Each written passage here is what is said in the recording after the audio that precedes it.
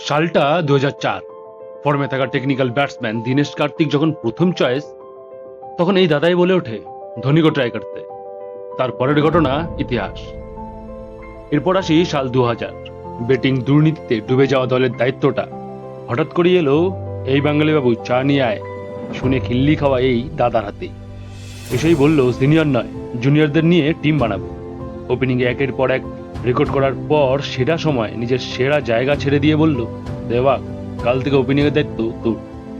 তার পরেরটাও ইতিহাস। দাদা তৈরি করে দিয়ে যাওয়া টিম, সেহবাগ, গম্ভীর, যুবরাজ, ধোনি, পাঠান, রায়না, জাহির, হরভজন, এরা 2007 ও 2011 ওয়ার্ল্ড কাপে ঠিক কি করেছিল তাও সবার জানা। এরপর এলো সেই অধ্যায়, ক্রিকেটের সুপারস্টার কোহলিকে সরিয়ে দাদা অধিনায়ক করলো আনফিট রোহিতকে। ব্যাস শুরু হলো খিল্লি। দাদাকে বলা হলো ধান্দাবাজ, আর আজ সেই রোহিতই। থাক, বুঝে গেছেন নিশ্চয়। সত্যি এমন ধান্দাবাজি সমাজের বিরুদ্ধে গিয়ে সিদ্ধান্ত নেওয়া, ভবিষ্যতের বীজ তৈরি করে দেওয়ার মতো সাহস ও স্পর্ধা যেন শুধু সৌরভ গাঙ্গুলিরই আছে। তবে এত কিছুর পরও সমালোচনার শিকার যে তাকে আগে কখনো হতে হয়নি এমনটা না। টিম ইন্ডিয়াকে চ্যাম্পিয়ন্স ট্রফি জেতানো, ওয়ার্ল্ড কাপে ফাইনালে ওঠানোর পরও তাকে টিম থেকে বের করে দেওয়া হয়েছিল। যেই গ্রেগ চ্যাপেলকে তিনি এনেছিলেন টিমকে আরো মজবুত করানোর জন্য, সেই গ্রেগ চ্যাপেলই পলিটিক্স করে তাকে বের করে দেয়। তখনও সবাই বলেছিল গাঙ্গুলি ফিনিশড, তার চ্যাপ্টার এবার শেষ।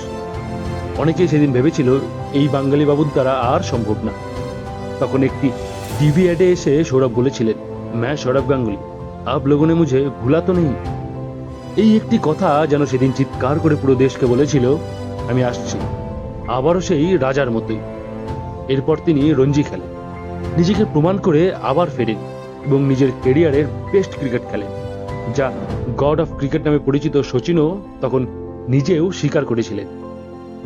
আসলে যোদ্ধারা কখনো হার মানে না, আর হার মানে না বাঙালিরা। তাই আজ যারা বাংলা মানে বাংলাদেশি বলছে, তাদের একবার সৌরভ গাঙ্গুলির ইতিহাস জানা উচিত। নমস্কার, ভালো থাকবেন।